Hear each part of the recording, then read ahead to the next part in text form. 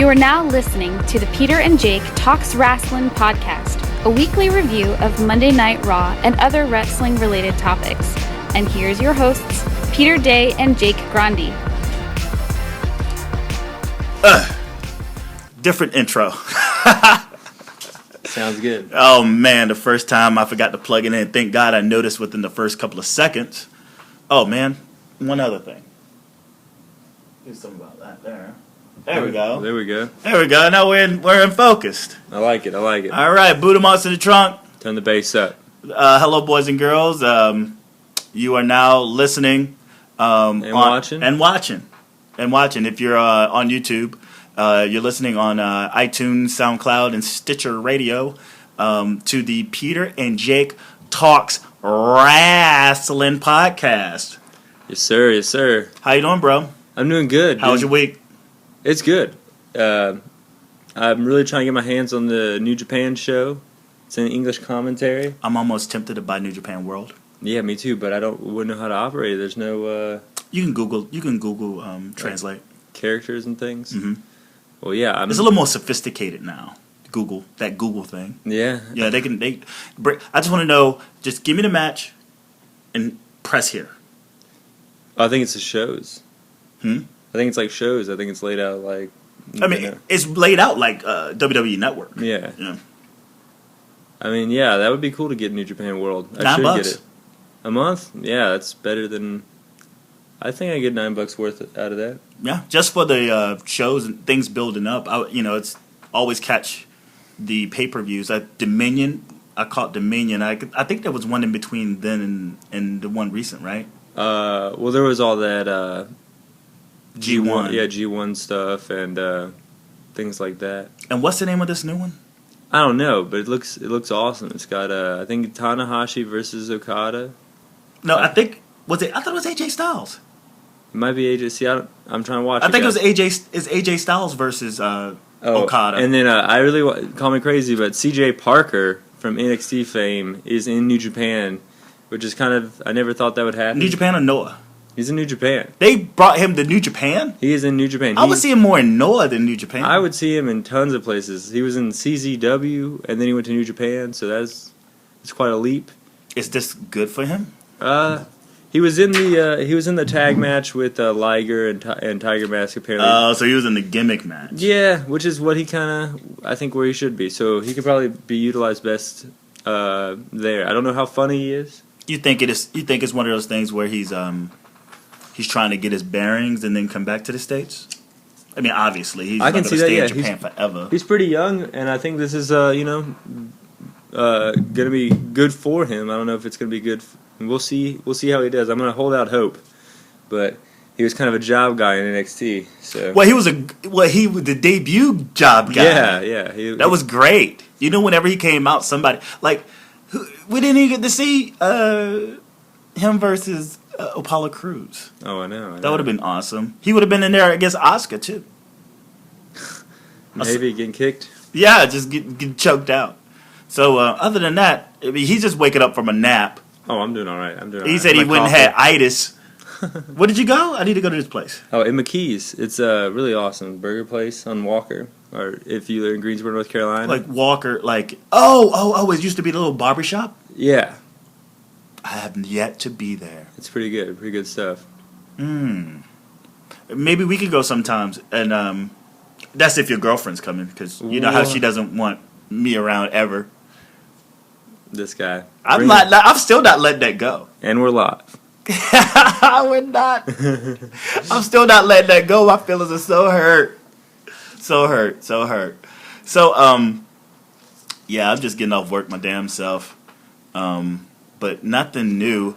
We normally kick off with talking about NXT. I want to keep doing that. If we can, and we always talk a little more than we need to, but to squeeze in maybe 15 minutes moving forward, I have this thing that I like to call NXT is Developmental. And it's in post-production. You didn't hear it then, but I like to call it NXT is Developmental. And this is the segment, because I don't want to say it pisses you off, but the last couple of weeks I've liked the conversations that we had about NXT and your stance on it and my stance on it. This week's NXT is Developmental is just how talking about last, because we haven't talked about it yet. Last week's the takeover. The takeover. Things you like, things you didn't like. Thought it was awesome. Things I didn't like.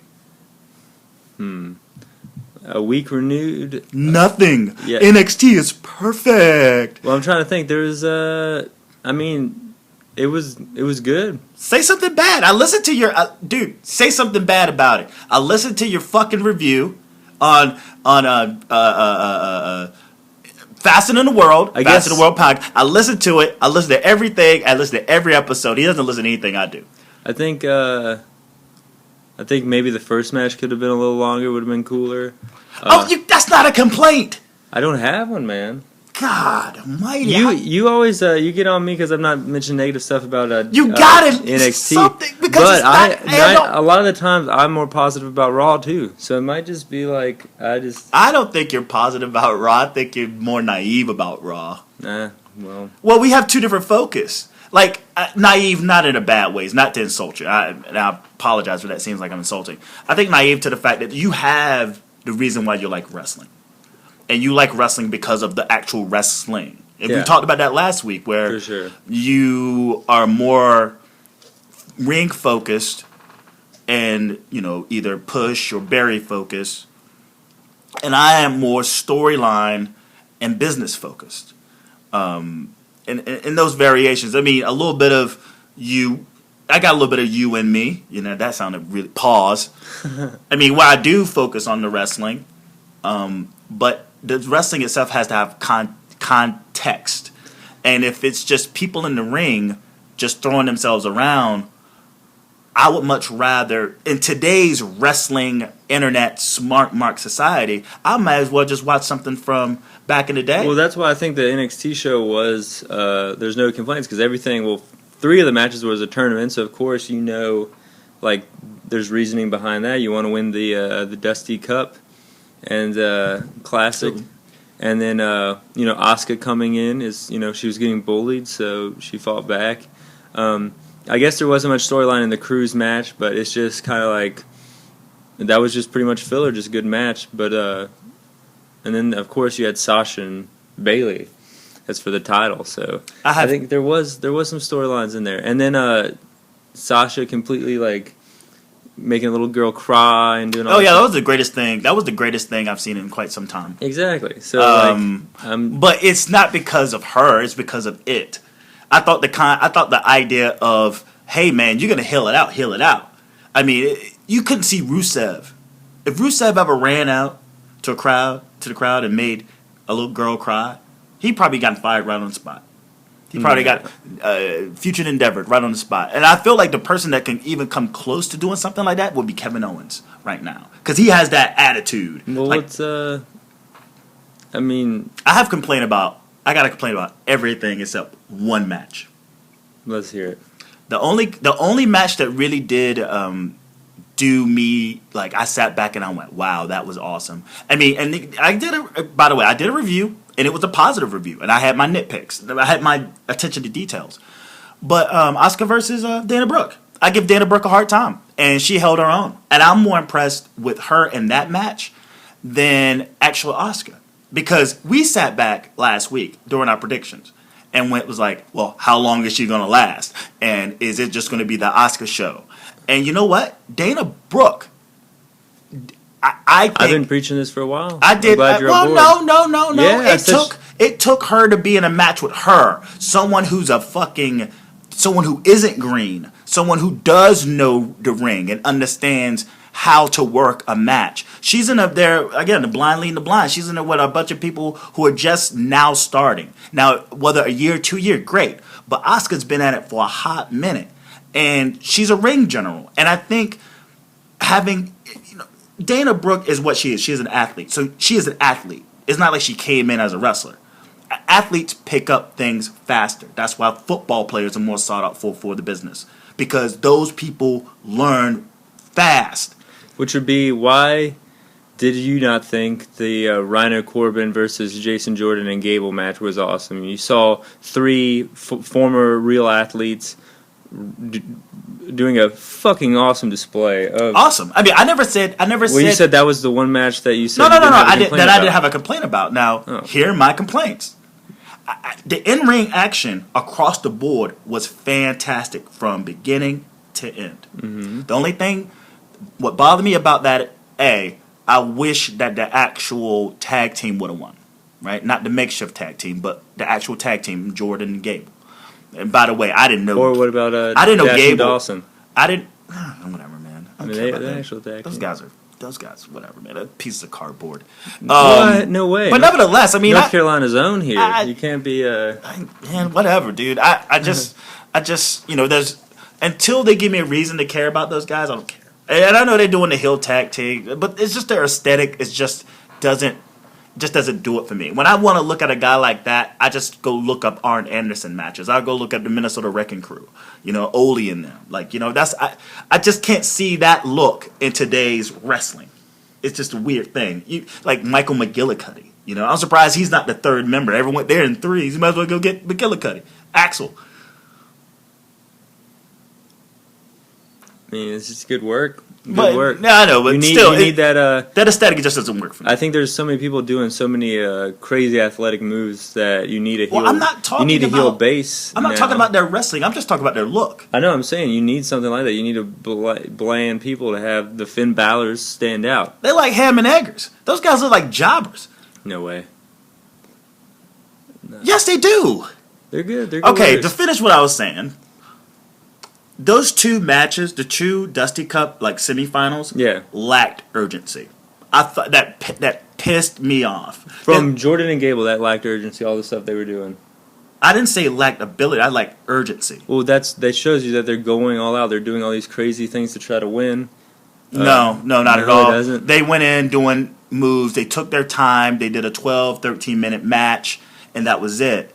Now, there was no finishers being hit early. There was no this. There's elements. I thought you weren't a fan of finishers being hit early because you don't want everyone kicking out of everything all the time. No, I'm talking about the match itself. I know. They got 2 matches in one night. 2 matches in one night, right? Whoever moves forward has a second match. Yeah, sure. So you don't want to be winded. The idea of not wanting to be tired, fatigued, winded, I get that, blown up. So whoever I know, and that was just something I nitpicked at.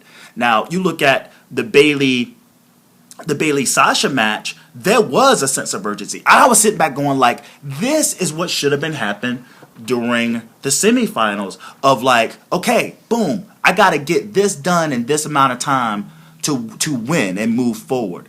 And I didn't get that out of the Finn versus. But he was even hurt, and he still wanted to do his finisher. So it didn't exist. It didn't. Well, that shows that it didn't exist. Well, that shows the sense of urgency right there, because even though he was hurt, he still wanted to do his finisher to make sure he was out. And if you just watch Jason Jordan and Chad Gable in that match, sense of urgency is an understatement. They were doing all the stops to try to beat the larger Rhino and Corbin, but they just could not do it because they got hit with a finishing move.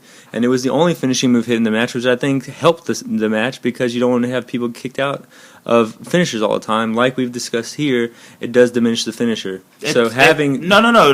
Not the fact that they were hitting finishers. Not to say not to hit but to attempt finishers. They did. I think didn't Jordan leap over Gore? I watched the same show you did, man. I know, and Rhino did attempt to Gore a bunch in that match.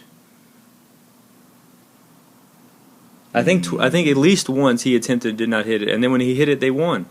So they built up to the finish by having them attempt, and then when he hit it, he won. Both matches last the same amount of time. They were both 12 minutes long. Well, they're supposed to win. A quick match doesn't mean a bad match. No, I didn't say a quick match. It's the idea that you have a second match. I mean, I can go back as recent as looking at Jay Lethal having to defend his 2 belts in one night, and how he immediately went to get that first match over, and he immediately tried to get that second match over. Because it's fuck this. I'm tired. I'm out of here. I want to just win this sumbitch and keep it moving. It wasn't no sense of them taking his time. It was no sense of Bayley and Sasha Banks taking their time. There was time and then there's energy, and it's like I got to do this and get it done, and I just didn't get that out of those two matches. Moving forward, I thought Tyler Breeze and Tyler Breeze and Apollo Crews, that shouldn't have ended clean. I think that was a dumb move. It was a dumb move. Crews should have lost this match, and he should have lost in a very dirty way, right? Well, what if Crews was say the number one contender? Next. But we're not talking about that, though. I mean, that's all ifs. That's all hypotheticals. I'm talking this match itself. There's no build. There's no rivalry. So you look at two guys. This guy is bona fide main event and Crews, main event championship material. Mm-hmm. You got this guy who's been on the roster since I think he was wrestling Abe Lincoln on NXT. Yeah, and for sure. and it's time for him to get the big win. But it's also, you get these two guys, why not just put them in a program? Okay, we use this as a way to move them into a program. So low blow, leg on the rope, I don't know, thumb to the eye. I don't know. Tyler was doing that stuff. He was fucking with his knee pad. No, I'm talking about winning. The win was a result of a dirty tactic. And Apollo Crews just proved too much. I mean, he's that's he's garbage. a fierce competitor. That's garbage. I think. Now what? I mean, now you got two guys just sitting on their hands. No, you move Crews up. Move. So how do you feel about Tyler Breeze? That he's just a jabroni? I think that he's a victim of having too many guys on the main roster. They just it's not his fault, but he has to stay down there because they have too many guys doing a flamboyant gimmick in the main roster. But it's developmental. They can change out of that at any point. Well, I think the character really fits him, and I think that if you change the character, then he needs to stay down in developmental. If you change the character, but he's been there since the dawn of the entire change of the NXT. But wasn't even FCW. That guy's been down there for a long time. He's a victim of circumstance, and I think if you're going to push this new guy, you got to put him up against an established star and have him win to then have him wrestle Finn and the Joes and the Corbins of the world. With the injury of Hideo Itami and Sami Zayn, would have been prime opportunity to really do something on that promotion with Tyler Breeze.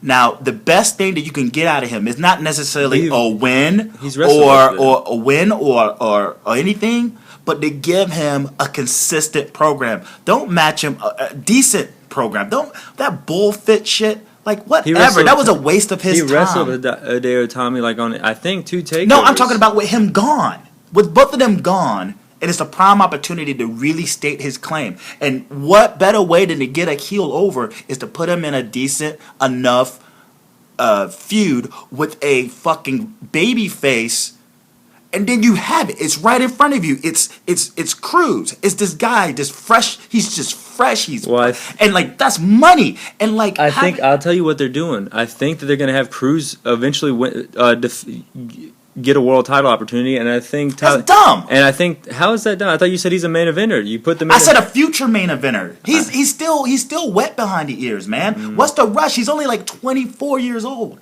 Why does everything have to be instant? I think there needs to be a gradual movement towards that moment. I think Breeze is going to get his win against William Regal in England because the next takeover is in England. So that's how you get the missed opportunity. Horribly missed opportunity. It's a victim of circumstances. They already have victim of circumstance. Yeah, if you look at the heels on the main roster, they're all kind of like Tyler Breeze. You have you have Fandango, Adam Rose, The Miz is kind of like that a little bit, with his Hollywood-esque vibe. So you already have 3 guys that I just named off the top of my head that are going to be kind of like that Tyler Breeze gimmick, and I think the gimmick makes the worker. I'm not talking about that. I'm talking about his match with Crews and how he should have ended up winning dirty. He's never won a takeover. It's a cool thing. Starting a feud with a hot baby face and have him heel it out and have that extend I don't know, a month or two. It would have been brilliant. It would have been an awesome feud to see both of those two guys in. Now who now after this clean win for Tyler for for Cruz, who's going to be down on NXT for quite some time. Who else can you match him up with? Corbin and Joe. But Rhino. But why not Breeze? Finn Balor. Why not Breeze? Because why is he forced to the top of the card? I can tell you because with people like you name like Hideo Itami and Sami Zayn out, you have very little guys that are established over. So you have a lot of guys you need to make over because you don't have these fallbacks. Tyler Breeze is your only fallback, therefore you need to keep feeding this guy the fallback all the new guys.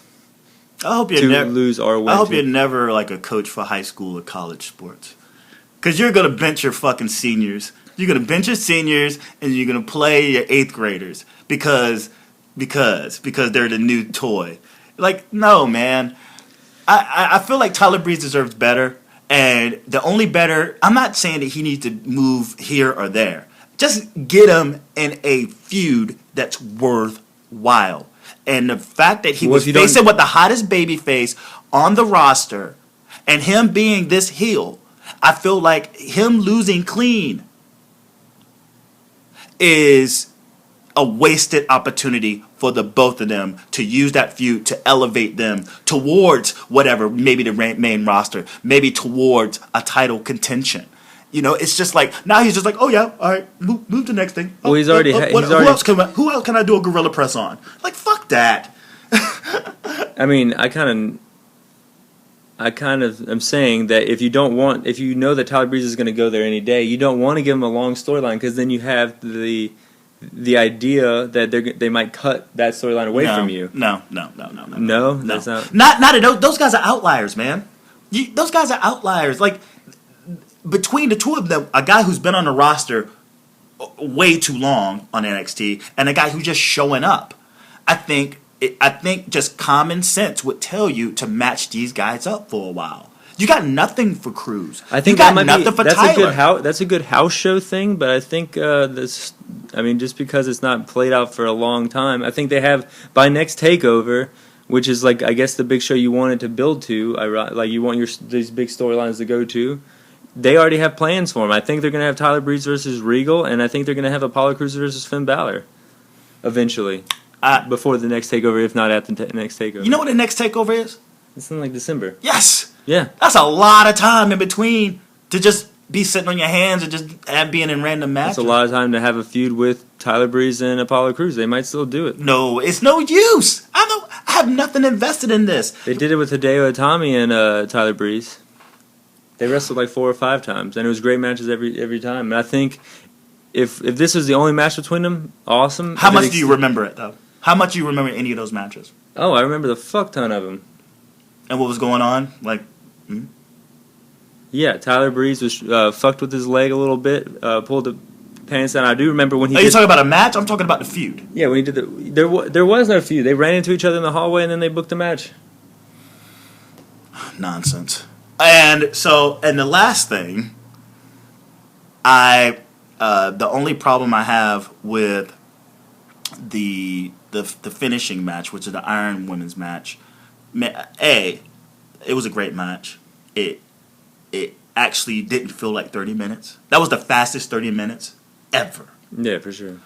But going into the match, nobody talked about how they wanted to win. All they talked about was, I want to do a good show. We got to do a good show. Good show. We got to go out there and we give a good show. I give a fuck about how good of a show you want to put on. I think maybe on the documentaries, but as far as... Even backstage, even all the interviews. No, because Sasha Banks, the whole angle was she showed up from the main roster and walked out onto the show and wanted a match. She came back to NXT to get the title. So their backstage interviews. The fact that she was even there. We're making history. We're doing this. We're making history. We're gonna put on a good show. We're gonna do this. It's like, man, I don't want to hear that. I want to hear how you want to win. That's all I want to do. That's all I want to hear. I don't want to hear sometimes how you want to win. I want to hear how you want to win all the fucking time. Fuck history. Fuck this. I'm coming out with a victory. Fuck you. And I wish there was more of this, but it was all like, oh yeah, this is going to be great. This is going to be great. And then at the end, the whole roster out there with like flowers and standing out there because they gave such a great show. Well, that's Triple H's thing, man. He loves doing that shit. And you got Sasha Banks smiling, and it's like, I get it. I do get it. But like, I'm not gonna sit here and accept you losing a match because it was such a great show. Like, no, fuck that. Don't go crying and falling on your knees, and don't be smiling and at your own on Raw, smiling at your own highlights of a fucking show that you lost. Like, I don't buy into that. And then like Triple H, why did Triple H even have to get in the ring? Like, let that story play out, and let that be its own thing. Well, Triple H is a mark for himself. He's always going to jump in the spotlight when he sees the spotlight. I just think that the rivalry itself was overshadowed by the show, and that's the only thing that bothered me. And those are the little nitpick things that I felt that NXT screwed up on. Like, they missed it. There was the psychology of the urgency of the first two Dusty Cup matches. The missing of the boat of actually giving us a really good Tyler Breeze Cruz. I always freeze on his name because I want to call him Uha, but Apollo Crews, and the magistry of the show of the 30-minute Iron Women match. Like, those things just, to me, for me personally, just missed the mark. I see what you're saying at the end there. Maybe some of that stuff could have been done backstage, but as far as like, once Triple H has had the book the last like 3 years now, we've seen any excuse in the world to have the entire roster out there for Triple H to talk to, or the entire roster out there for Susan G. Coleman, the entire roster out there for Taker and Brock. We had a bunch of rosters out there for Lumberjacks. And what, do I agree? You say that I agree with that? No, I'm not. I'm saying fucking hate it. I'm not saying that. No. I'm just saying in general. And then I'm saying, yeah, like, I don't like that. So like, I think that's just something we're gonna have to get used to, because for some reason Triple H loves doing that. And Stephanie's sitting in the front row. And I think, with Lita. Some of that stuff could. Well, I mean, I don't. And Charlotte. What's wrong with that? Because she's putting herself in front of. What she needs to do is focus on that fucking main roster, because she is definitely one of the most focal parts of that main roster and how everything's happening there. It ain't just Vince. He's the end-all, be-all. But Stephanie has as much say what happens on that main roster and all this crap that we're going through right now than Triple H. I think they were trying to make it like seem like a big deal. So they, called a few friends, like a Kevin Nash and a Funaki, and they got like Lita, who was the trainer there. I was listening to your podcast. Again, I listen to yours. You don't listen to mine. And you were like, Kai. You were trying to come up with a Kai tie? Well, you were trying to come up with I'm thinking it was you guys. There was like why can't Funaki and Hideo become a tag team? Oh. And I was like, I don't listen to my own podcast, man. I just throw them up. Kai and I was no. Kai Atami? Yeah, that's what I was thinking. Kai Atami. I mean, Funaki. I think Funaki does still wrestle. I think. Of course, he has to. He looked great. That guy looked amazing. I was like, oh, but I think what I was gonna say was, I think they were trying to make it a big deal, so they were rushing to get like the celebrities, and I guess like the NXT celebrities would be like a Becky Lynch and a Charlotte, and Lita's there because she just I guess Lita's the fucking foundation. She works with them now. I know, but I mean, fuck you get Lita out there. You damn right you get Lita out there. Yeah, and then Kevin Nash, like we said and stuff. So I think they were just. I didn't see much into that. I just saw it as like when Stephanie McMahon something stepped to cut out. To. When Stephanie McMahon walked out into that fucking ring and was talking about how she was ushering in the Divas Revolution, I just went, oh man. Oh, like months ago? Yeah, fuck. It's still shitty. Mm-hmm. The expiration date on that shit does not make it smell any better. But I mean, that sucks. It sucks that it happened that way. But and now she's sitting in front. But I think that was a very political move on the people who want, because they were talking about bringing up these women for a long time, but until Stephanie got involved, it didn't happen. So I think that they're kind of letting Stephanie think it's her thing so they can get the paycheck. Kind of. I think they're kind of working the boss. Don't mean I have to agree with it though. Oh, I'm not. Yeah, I'm not agreeing with it. I think they should have handled the storyline aspect of the Revolution a little better. But of course, they need it. It's GOAT. It's but done. I would say, I understand your nitpicks, but I definitely don't agree with a few of them. Like, I think especially Chad Gable and Jason Jordan, they came out there with an urgency. They, were trying to stop these much larger guys, these much seasoned veteran in Rhino, and they did. I think they did. It was more hot dogging than anything. That's what they are. That's their whole gimmick. They're hot doggers. They're hot dogging. They get in there and they fucking flex their muscles and they poke their chest out and they do really cool moves. And then after they finish their cool moves, they stick their chest out. But Jordan, my God, that guy. But Jordan, that guy is ceiling. And I'm glad this is bringing out the best. His ceiling, he has no ceiling. This guy, his strength, his agility, his ability, he's going to keep learning. What is he, like 17? This guy the world is his oyster moving forward.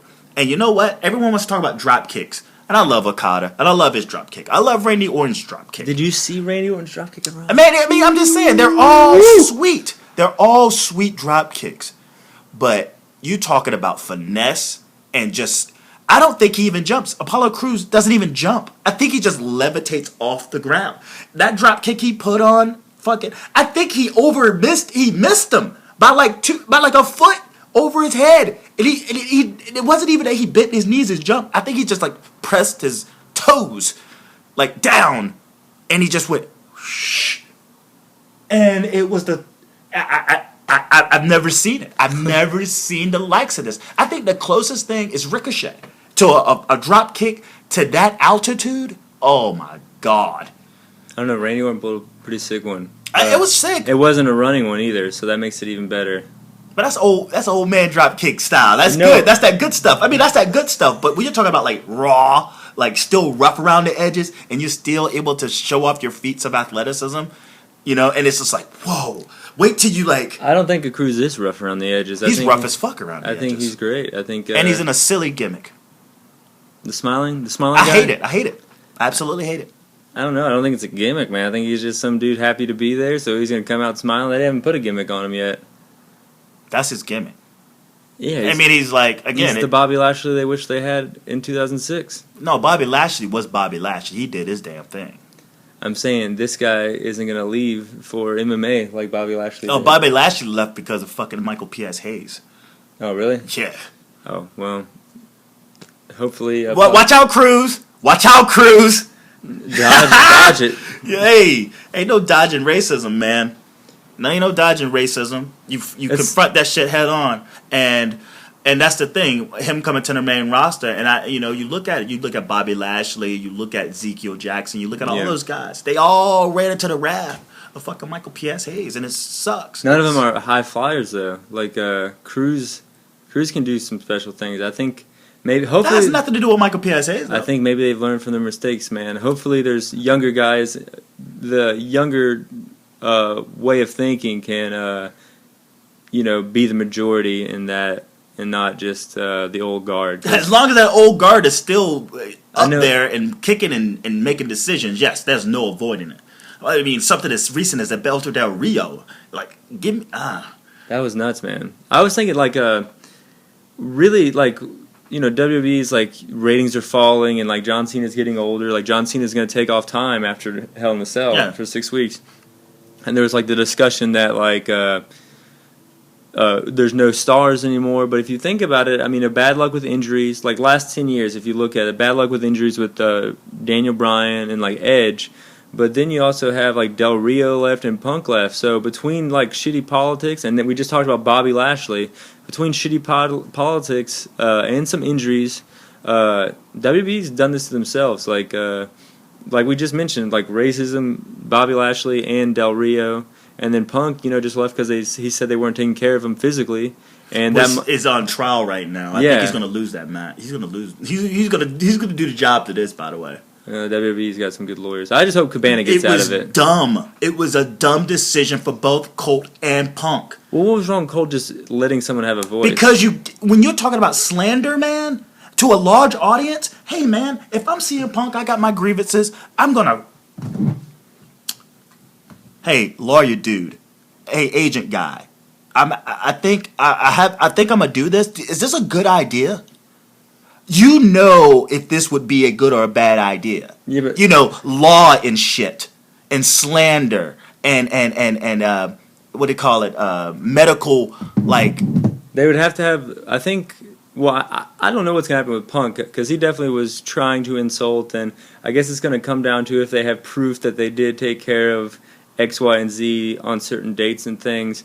But Cabana just gave this guy a platform. Yeah, it's not his ideas necessarily. I don't think that he's a member of the media, the wrestling media. He provided the vehicle for him to put out his grievances and slander and medical. What's the word I want? Medical.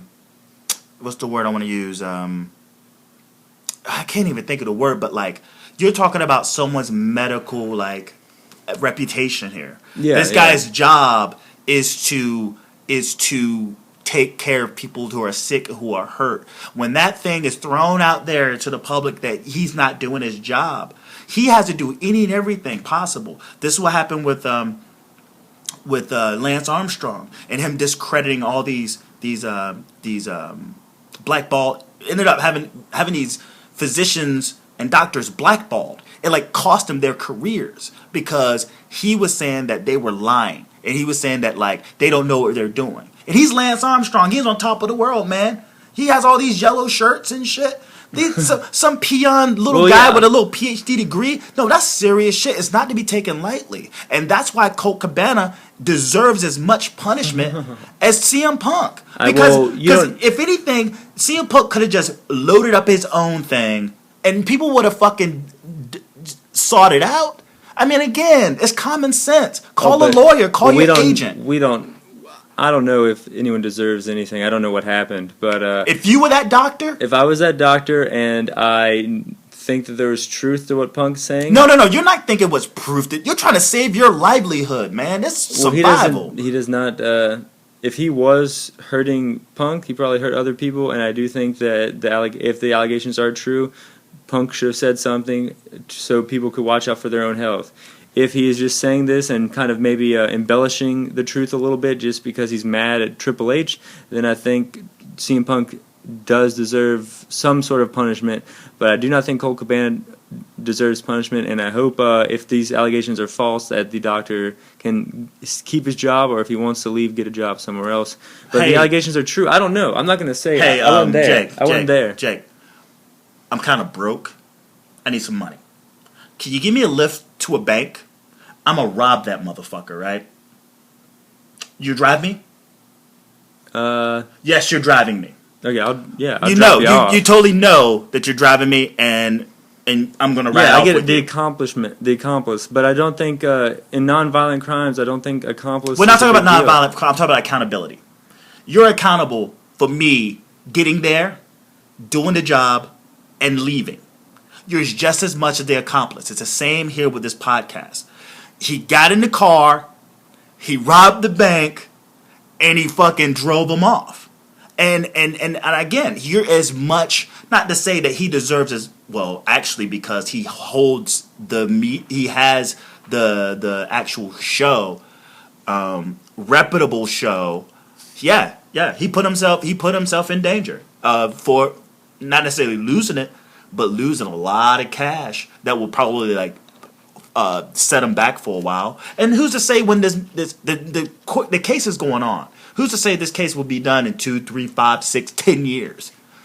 Yeah, it looks like it's going to be a while, and I don't know. Yeah, I don't know what happened. So I mean, you know what happened? We're just talking about the podcast. We're not talking about what they talked about. Oh well. Yeah, I know that the podcast happened, but I'm saying, like, in terms of you said, like, deserving of punishment, but it all depends on what actually happened backstage, like these things that he was saying about these Z-packs and just, like, he was actually hurt and he got stingers and weren't being, treated. Simple. It's simple. You come up with the medical report. Exactly. He has the medical reports. This guy has all the medical reports. Yeah. He has them all. No doubt. And he has a team of WWE's lawyers are very strong. He has files, and whenever he's diagnosed with something, I mean, when you're a doctor, whenever you have a protocol of things that you have to take care of. So if something isn't on this, something's on that, something's on this, something's on that, you have to document it. You have to have those files on, because just like the bars with beer, they have a ALE to answer to as well. Yeah, I know. I get that, but I don't know if he does have the documents. Well, if he's taking this to court, 9 times out of 10 he does. Actually, 9.9999 times. Well, then out of 10. I would ask, like, does Punk have like conflicting evidence? Like, did he go to another doctor? You know, like things like that. I don't know. I don't really care. You know, like, I mean, like, it's like Punk's not wrestling anymore. I mean, yeah, I don't even like talking about him. Like, it's kind of well, he got those chants. They were like, and in Chicago, and speaking Man. of Chicago, right? Fuck a review on this. And if you've seen my Peter's Raw recap, it's called Peter's Raw Garbage Recap, by the way.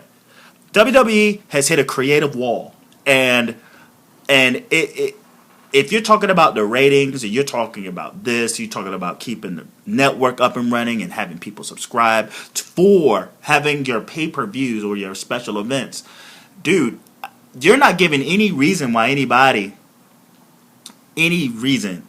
to want to stay subscribed or to even get a subscription if solely just for the pay-per-views. You better start marketing your fucking Raw, your Attitude Era. You better start marketing your fucking well, they already all your other stuff, but don't say it for those fucking pay-per-views, because it's like the build to those things are crap. I thought the SummerSlam build was good. I thought, like, I don't know, I just thought it was good, especially Bummer Slam. like the idea that I mean, yeah, it was a shitty show, but I think, like, the marketing of, you wanted to see Brock and Taker at the end of the day, which was the big show, and then how they were, like, marketing it as, like, the big weekend you can do in New York City. I think that's a great idea to get people there, a great business move, you know, as far as getting people there and stuff. But these past 2 shows have been garbage. I think they're really banking on... You loved the last Monday show. What are you talking about? I thought we were talking about pay-per-views. Oh, okay. Oh, sorry. And we were talking about the builds of these pay-per-views. Sorry to cut you off. I apologize. No, it's okay. But yeah, the last 2 pay-per-view builds, which was what we were talking about, staying on topic of the pay-per-view shows and the reason why you have them. I think they were kind of bad. I think that they're banking on Brock and Taker being a big draw, and the go-home shows next Monday. We'll see what they do. I like not putting them on TV too much, because I think, especially with Taker, doing the simple storylines helps. Like they did simple storylines with, you know, HBK with Brock, and those were good. But when they try to do too much with Punk and stuff, it kind of messed everything up, even though they were all good matches leading up to Manias. So I think the less the better with Taker.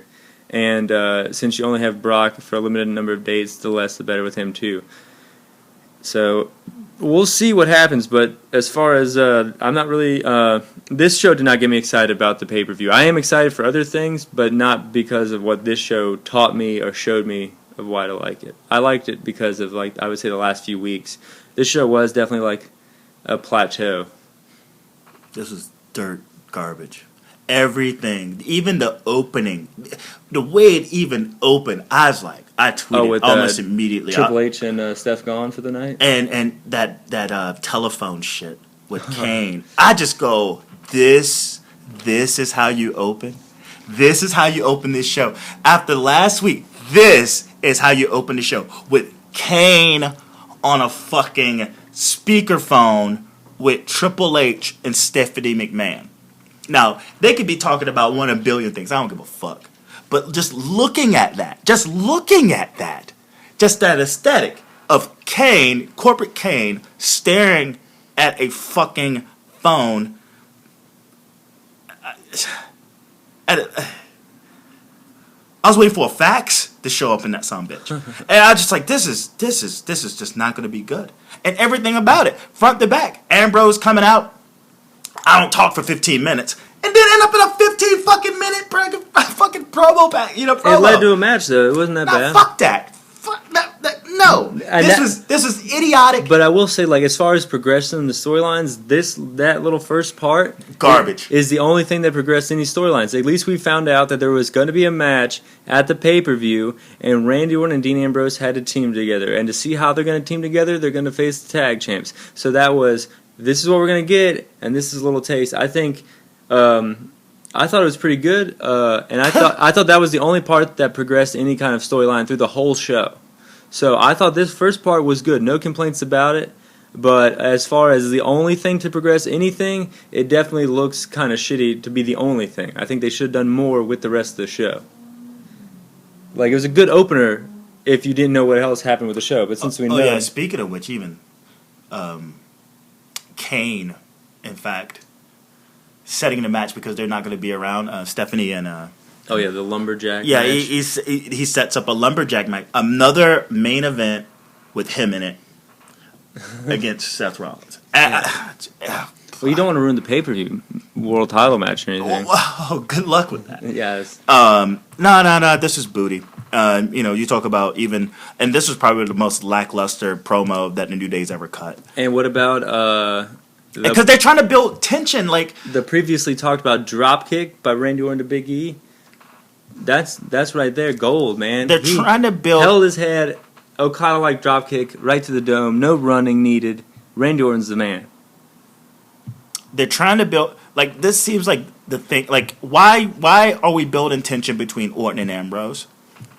Because I think you know that the Wyatt family is strong, and their unity is their key component. So if the faces tease a little tension, there's no reason for them to have tension.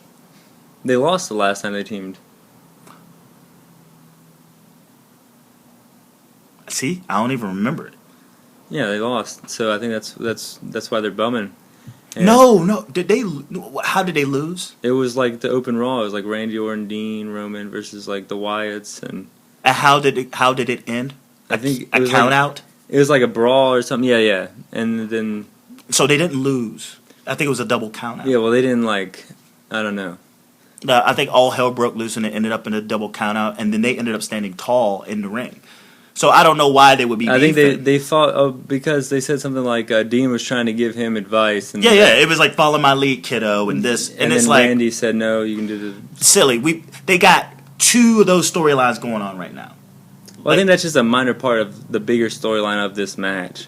Well, the Randy Orton and Dean are two guys put together where one is an actual team. And then they try to make it comedy because as the New Day, the people who just took out the Dudleys,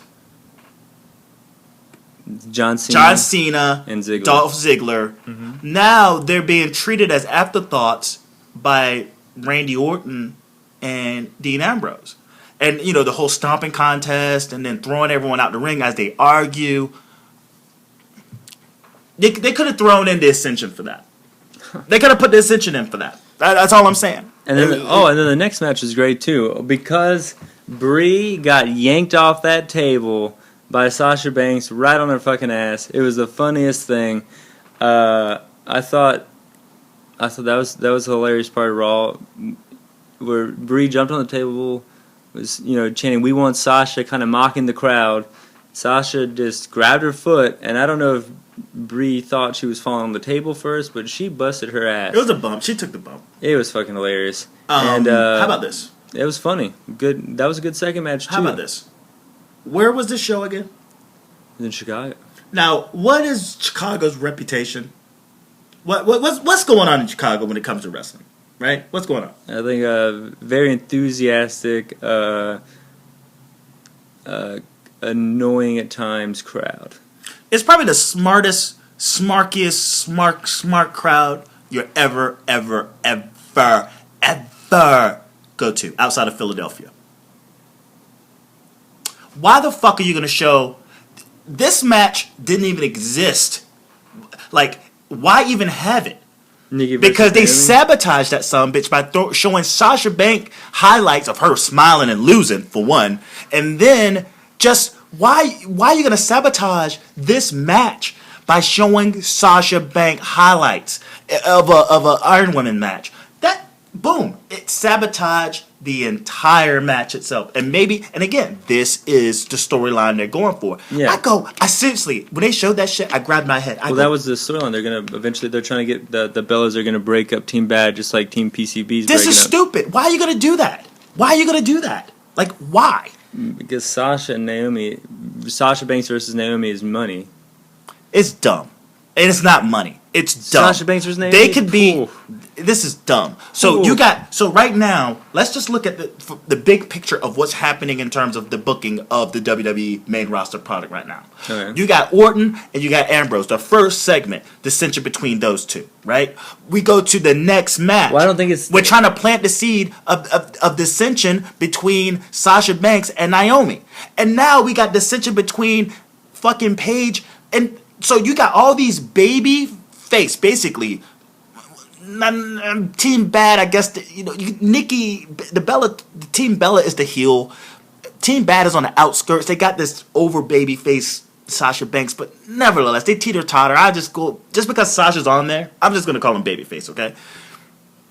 You got 3 baby face factions or tag that are all having turmoil within their own. Well, I think you're overemphasizing the turmoil between Dean and Randy. I think that was just a little thing to get to the next match. Was a little teaser. I think that they're doing this Monday.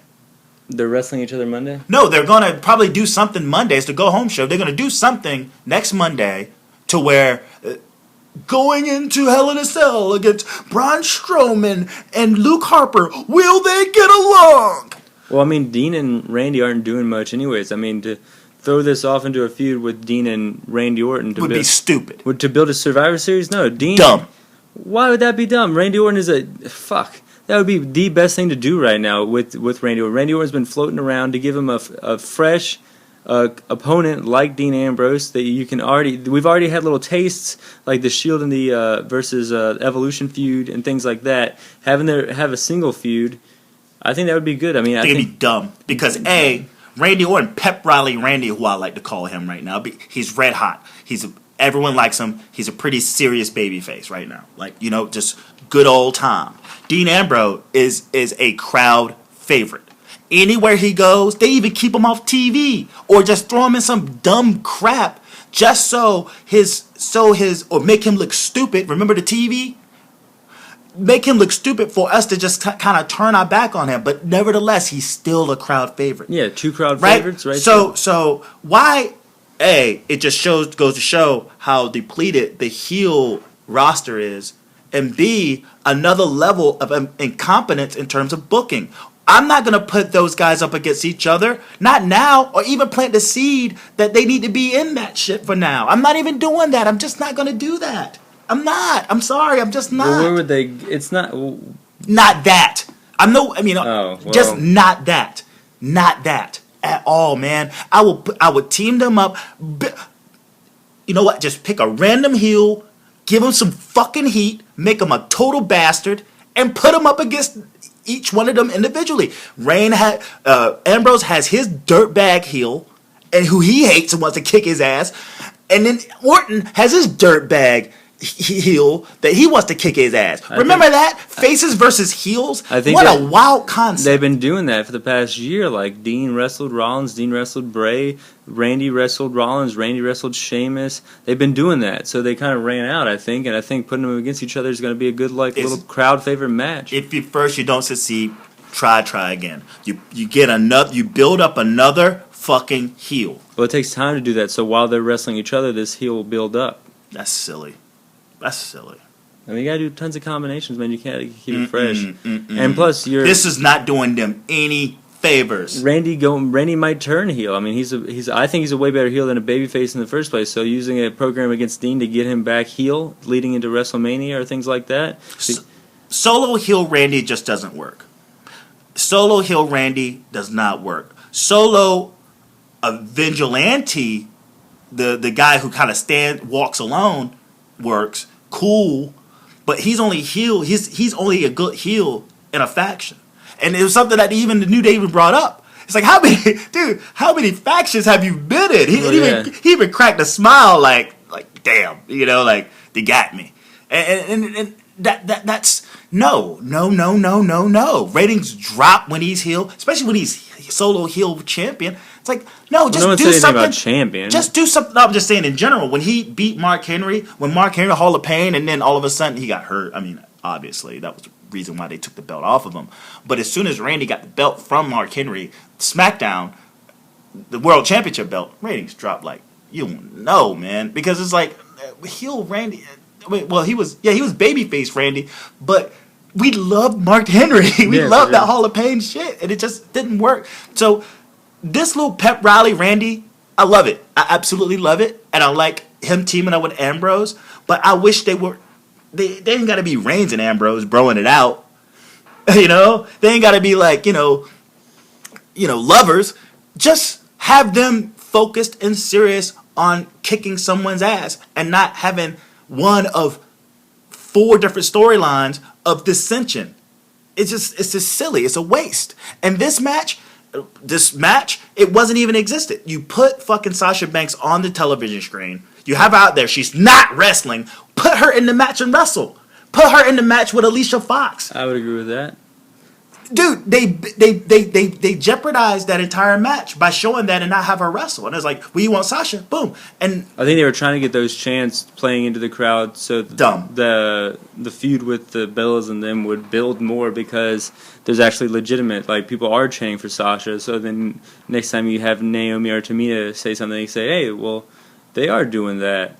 And things like that. I think. Yeah, but just it's let's have one dissension between a group at a time. You know, let's do that one at a time, okay? I think Team Bad itself can be a faction that sticks together and supports one another. They could. I think they are totally doing it. I think that the story is that the Bellas are trying to break them up. I don't think the story is that they are breaking up yet. It's silly to even try to create a story when you already have 2 going on that. I think that's the story. That's what the Bellas do. They're like mean, pretty much.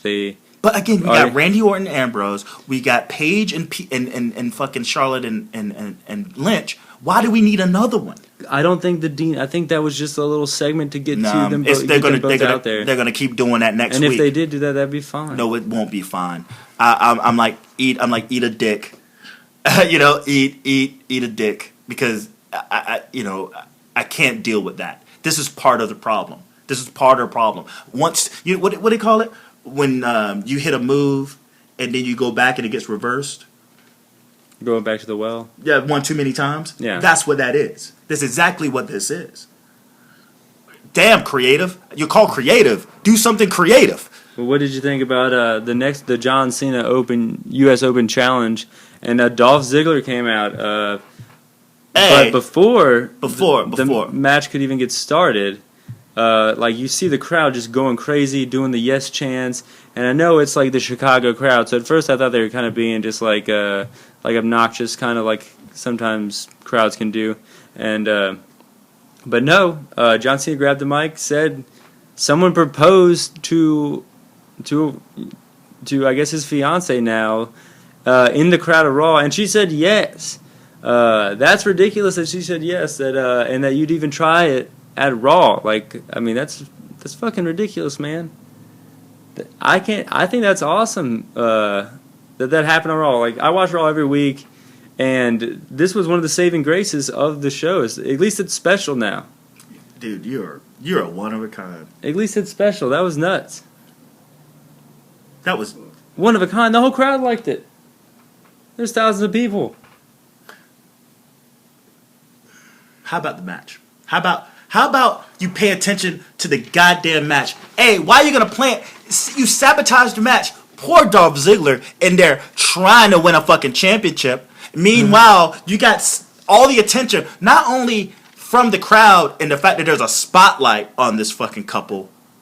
You got John Cena, who's defending his fucking belt against a guy who wants it bad enough to accept the challenge. Well, this match ended up being great. And fuck this match. This match ain't mean shit. Even during the fucking match, John Cena takes a little sabbatical during the match to acknowledge, because they're still cheering the fucking wedding.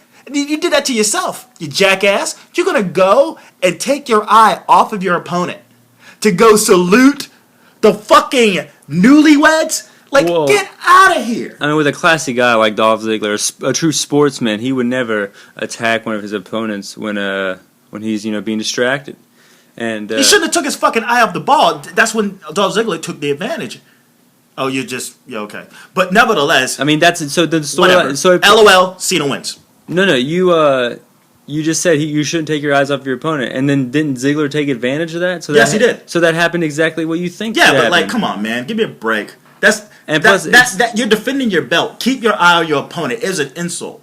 It's an insult to Ziggler. And what happened? Ziggler attacked him. No, but like, LOL, Cena wins. LOL. He kicked out of everything. He kicked out of every finisher. There's no way this guy can win. So did Ziggler kicked out of the AA and the Don't STF. matter. Cena wins. Cena wins. You can't see. You see this? Wait Wait a minute. You can't see it now. If you're on YouTube, you can't see it now. How about that? Cena wins. I don't see what's wrong with Cena winning on Raw. I mean, that's just obviously going to happen. And you don't see nothing wrong with that. Cena, they found a way to keep Cena fresh, or to make Cena fresh, keep him hot, and put people over. He gives everyone a main event quality match. No, he doesn't. Oh, yeah, dude, this match was sick. This match was great. That big DDT off the top rope that Ziggler hit. Wow, man. Beautiful. Wow. Overmatch, hot crowd. It was a waste. It was a waste. It was a waste of everyone's time. No. Cena wins. Cena congratulates the newlyweds, and poor Dolph Ziggler, not only is he being ignored in the ring, there's nothing that he can give Cena to even affect the match. LOL. Cena wins. What are you talking about? Nothing he could give Cena. He hit every move on him he could give. So did Cena. It just goes to show. No. Yes. Cena won though. I have it written down. Yeah, of course Cena won. Okay.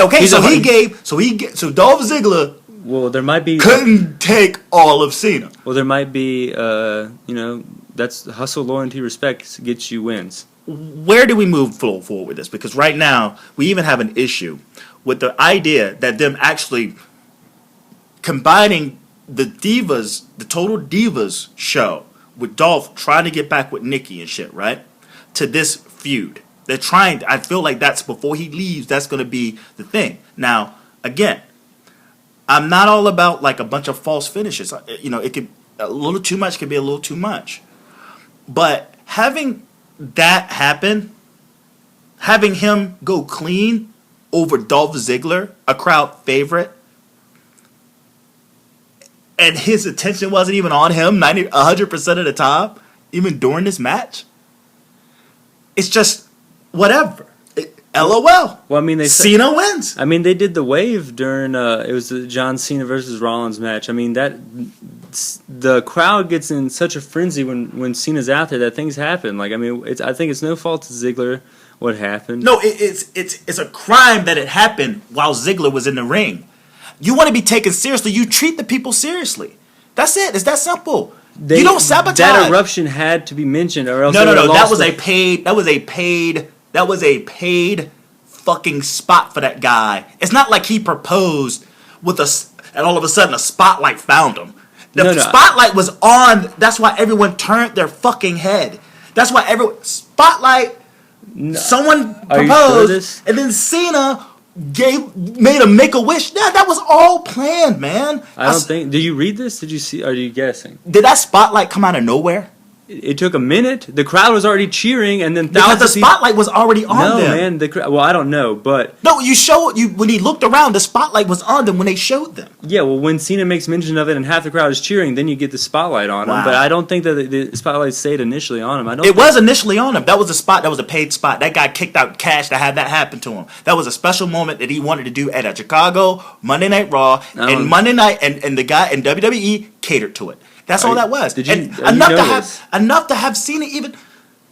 I think that what happened was just like the wave and everything is what they're doing to combat these crowds nowadays is face them head on. Like Rollins points out the wave and that kind of kills the wave. Cena points out that that's the reason why the fans are going nuts. I thought it was a fight because I remember back in the day when I went to like house shows and stuff, like girls would show their titties and Road Dogg would be like, "Hey, look at those girls' titties." Like that happened a bunch. No, I remember. Dude, this was a paid spot. This was a paid spot. Now, But do you know that for sure? Like, are you? if that spotlight wasn't on them, if that spotlight was nowhere near before even Cena said something about Well, it. you know, there's like a guy that he's the spotlight guy. Stop like, making he's not- excuses, I'm not man. making This is a excuses. fucked up spot for Dolph Ziggler and the Cena challenge. I don't think that. LOL, Cena wins. I don't. This think, was garbage. But I don't think that was planned. I don't think WWE was totally planned planned. it. I don't think WWE knew that was supposed to happen. I think that guy knew it was going to happen. Ascension versus the Dudleys was a fucking waste. Another crappy Doomsday device. No, yeah, Doomsday Device and the 3D. Of course, they're winning, and it's not a crap Doomsday Device. They stopped doing the Doomsday Device like you're speaking about. Whenever Henry Godwin would hurt his neck, they started falling back in the late '90s. Whatever, it's still crappy. Don't do it then. Just don't do it. Well, they're in Chicago. It's like an homage to the the Chicago boys themselves, the Road Warriors. Neville gets pinned again. Neville gets pinned to fucking again. Wait. This match was amazing, though. All four Europeans. You got an Irish guy, you got a Scottish guy, you got a guy from England, you got a guy from Switzerland. It was an amazing match, and all around. I want to see more of these four-ways. I want to see. I've been talking about Sheamus and Barrett teaming up for weeks, and now it's happening. This is pretty cool. Neville gets pinned again. He gets dropped in 12 seconds last week, and now he gets fucking jabronied out yet again. What if they team Cesaro and Neville, dude? Don't matter. They ain't doing nothing with Neville. They just can job him out. And Cesaro's going to be a fucking hot joke.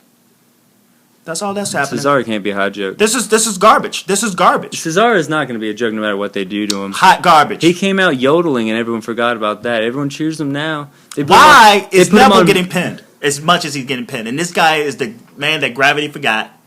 This guy is supposed to be the guy that possibly the heir to Rey Mysterio. You know, in terms of your small high flyer, this is your guy that was your hottest commodity on NXT for a very long time. And he's supposed to come up and make somewhat of a difference as a small high flyer, a guy. Not only is he small, but he's fucking just super, super athletic. And you know what? He's strong as fuck. And now he's reduced to doing jobs to Wade Barrett. And it's like, it's just mind-blowing. And he's tagged with a guy where people are coming in with signs that cover the entire arena, and he's a jabroni. You know? He's getting treated like a jabroni. Like, fuck this. Fuck this. Did you see his match on I don't give a fuck about his match. I'm worried about his push. I'm worried about him. I'm worried about why there are no fucking stars in WWE. Why the ratings are dropping. When you have motherfuckers that are just cheering and wanting this guy, and the WWE is like, no, not this guy, this guy. And it's like, well, we're going to bring this guy up. We're going to possibly make him into something. You know what? No, we're not. Where are your new stars? Where are your fucking new stars? And this bothers me, man. It fucking bothers me. I don't care if they could do whoop-de-whoops and whatever in the ring. They could do that all day. But what use is it when they're just jobbing? What use is it? What is the use? I think that guys that are good in the ring can job, and they always get their heat No back. justification. Nobody will ever agree with you on that notion. I'm not going to agree. It's proven Cesaro has been brought down and brought up several times, and he gets over every time. It's proven. It's a fact. It's not an opinion. He's still a jabroni right now. No, he's not. He's won. He won against Adam Rose. Neville lost the match.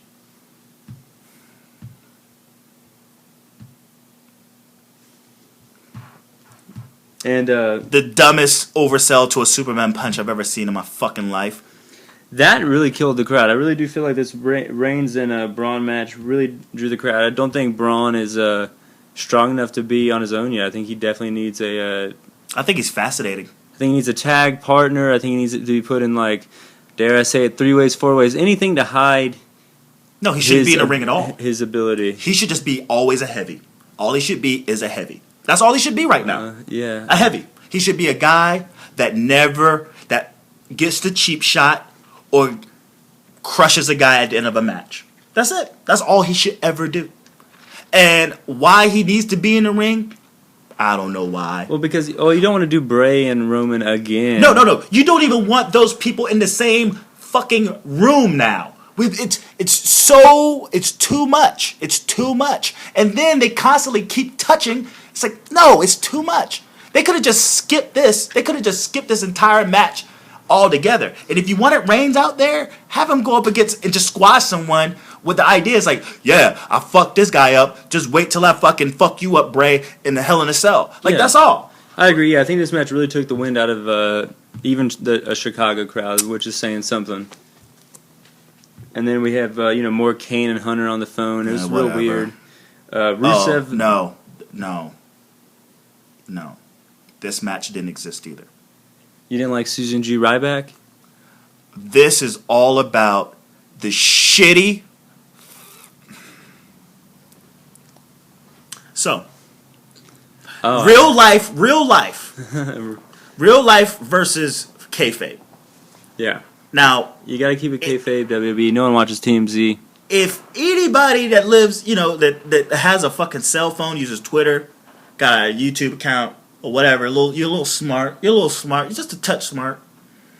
You know that actual Lana and Rusev are actually a couple. We do get that, right? We understand this. All this thing is all kayfabe, with the relationship, their breakup, and him. We get that. We understand that.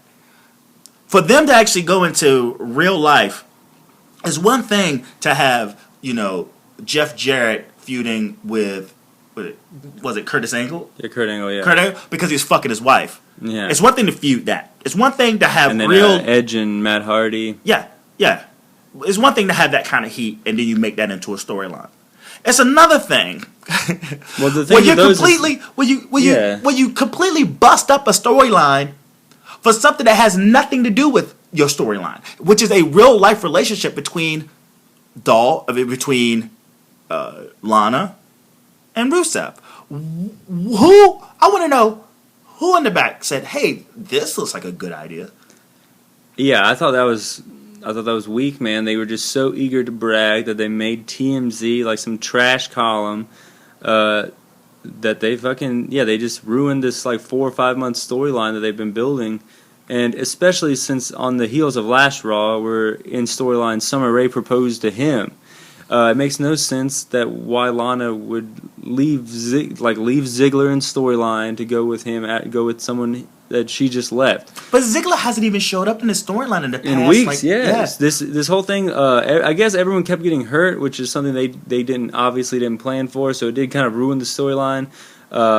But they just blew it up. Instead of like blowing it off, they just blew it up. Like, hey, like Xavier Woods came out blowing a horn, and a big sign that said "This is all fake" came up on the screen. Like, this was stupid. I can see how maybe a little blurb on your website, maybe like a retweet of the TMZ thing, but that should be they should have just stayed away from it permanent. They should have just stayed away from it all. Well, yeah, I'm just trying to say like maybe a compromise could have been met with something like that, but to exploit it on Raw and make it like that is just stupid. I do think that's and even to build to it while the match is going on and her actually into it, and then it came to light when she came in the ring, smacks him. It's like, okay, you know what? I think Rusev, it's bad enough that he's been losing and he lost this match. It's bad enough, but like his big bad Rusev heel, big bad Bulgarian brute, his whole thing. And I remember when he first showed up, I said, all right, just wait for him to be sitting at a table drinking tea with Santino. Santino. I said this as soon as and this is it. He's done. He's done. This guy, He's got two girls. He's got his wife, and then he's got this girl that wants him. I think he's going to end up with two ladies, man. I think he's going to look badass. I give Rusev till WrestleMania, and then he's done. I give him till WrestleMania, and then he's going to be fucking featured endeavor. He's done. What? How? Where can you go with this? Give me one. Well, I think, and then give me one wrestler. One wrestler that's Hall of Fame that had to go through this type of shit. Whoa, what is this type of shit? This kind of destruction of someone's character. This destruction of someone's gimmick. They've all been fired. I mean, I think that you could do something with I don't think he's going to be fired, and I'll tell you why. Because I think he's connected with Lana. They want to keep Lana. And I think that 2 years of this Bulgarian brute Russian guy that they've been doing is pretty strong for... No, it's not. If you look at their track record of how they've ruined big guys, 2 years is pretty strong. So if you do 2 years of the Bulgarian brute, and then 1 year of a comedy character. I think his timing is really good. Have you watched this show for the past year? Yeah, and I think the shit they've been throwing him, I think he's been, for what he's been doing, he has not ruined any segment. It's maybe the writers, maybe some other wrestlers.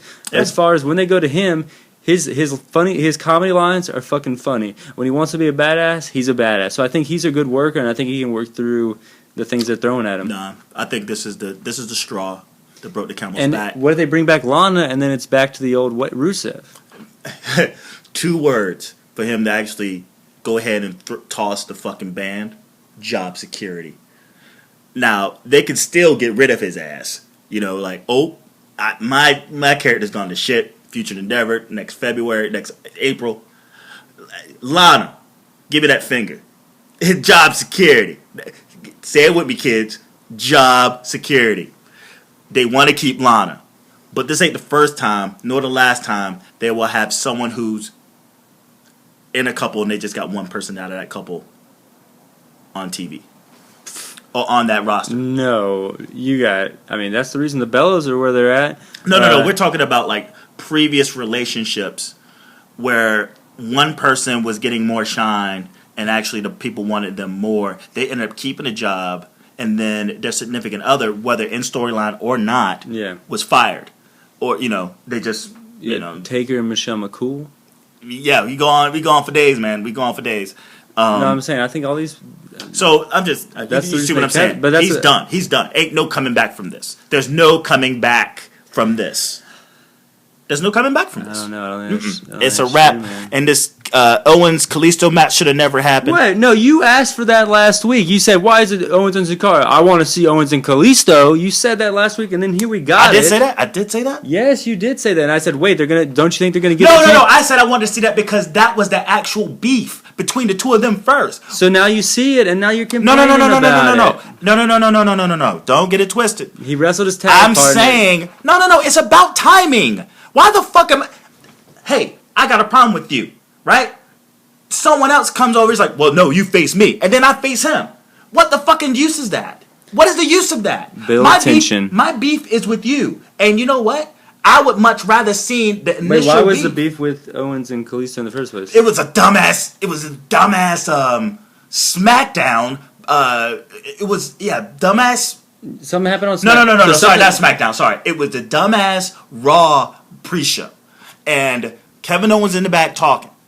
And you just hear Spanish faintly in the background.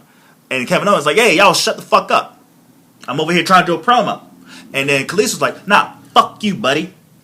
Right? And Owens got in his face like, no, fuck you, buddy. Well, the Lucha Dragons look at the team. And then like, Sin Cara's like, I want a match with you. And it was like, and I was like, no. The initial conversation was between Kalisto and Owens.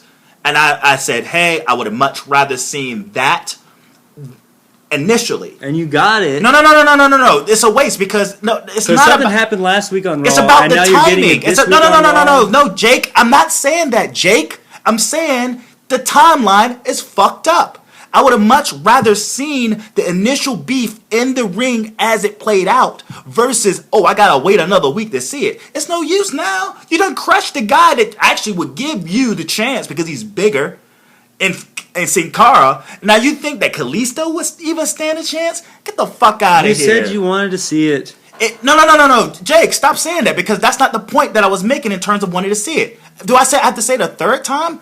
I wanted to see it because it was the time to do it. Okay, but it makes sense. Okay, to have something happen on a Raw, and then to have you wrestle a tag team partner, and then you have it build to a match. Jake.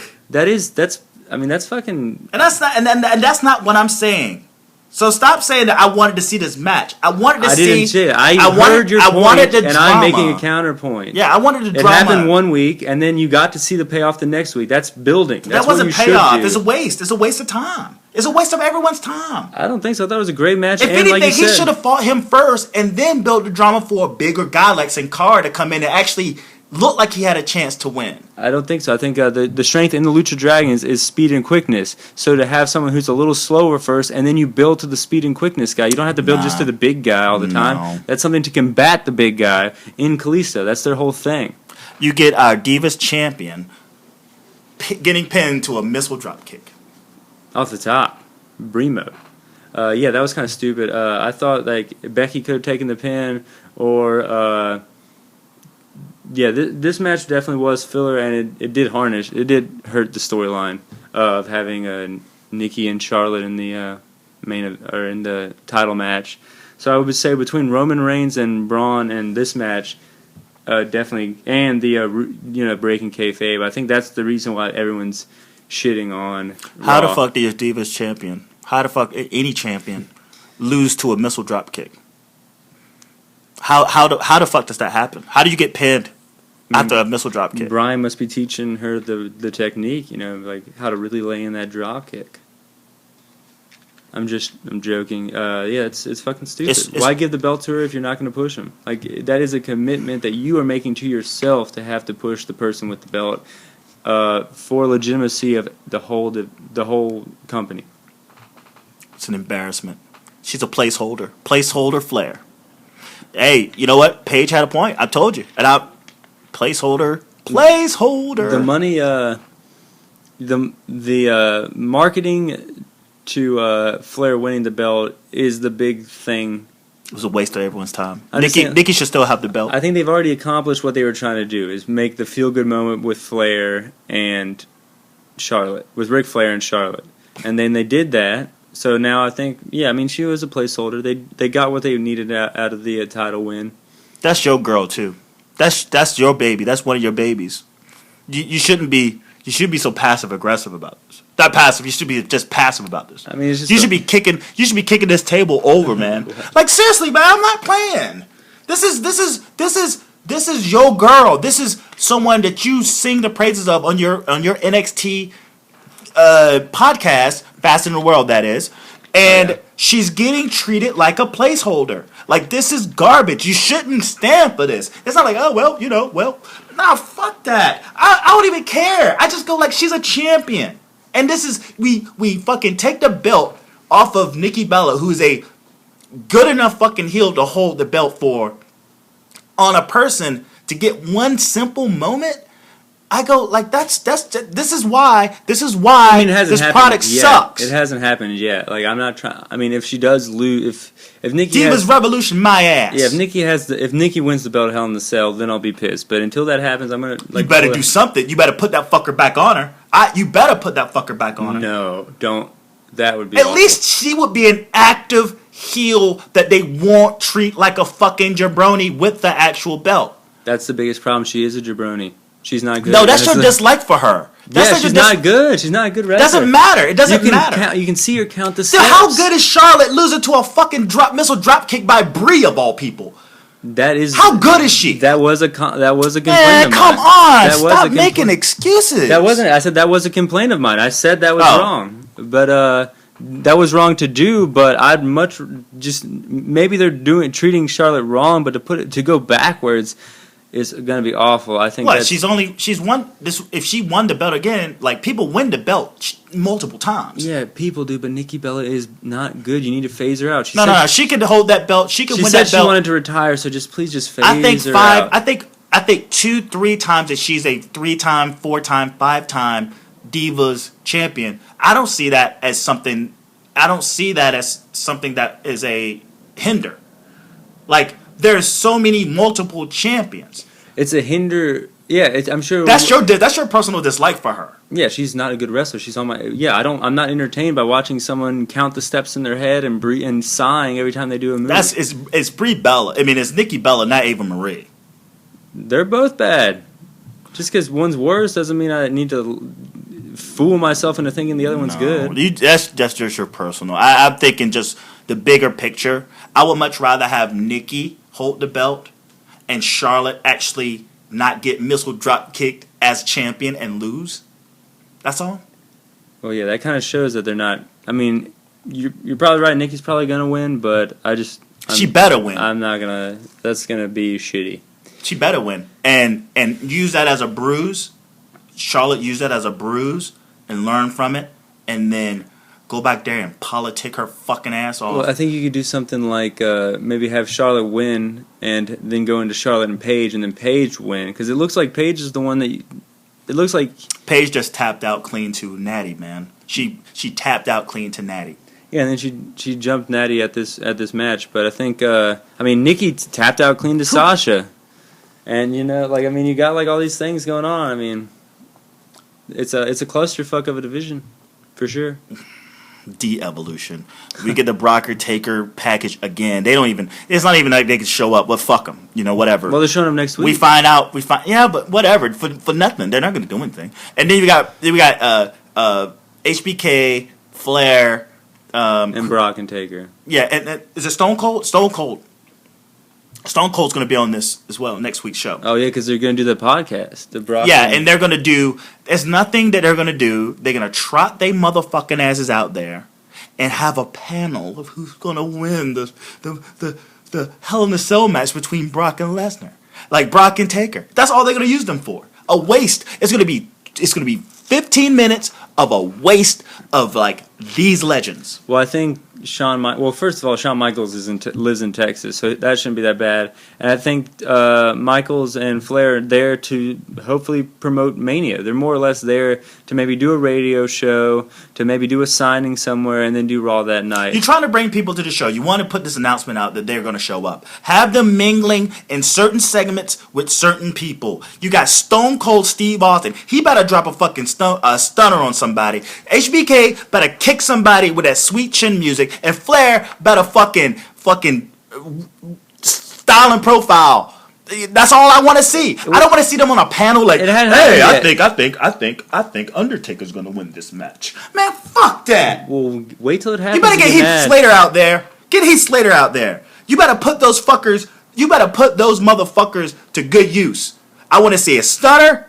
I want to see a sweet chin music, and I want to see a fucking style and profiling, elbow drop, fucking figure four by Ric Flair. If I don't get any of those things, this thing, you may as well not even have him on the show. Not even have him on the show. Well, we haven't seen it yet, man. They might be doing something. A beer should come out of nowhere. Well, I don't think. And Stone Cold just snatched that son of a bitch out there. I don't think Stone Cold was on the. Was he listed? Yes, he's listed to be there. He's going to be on the show. And he's going to do a 3-man panel. Who you think's going to win? He's going to do the podcast. I think that's the big... Yeah, but, like, fuck that.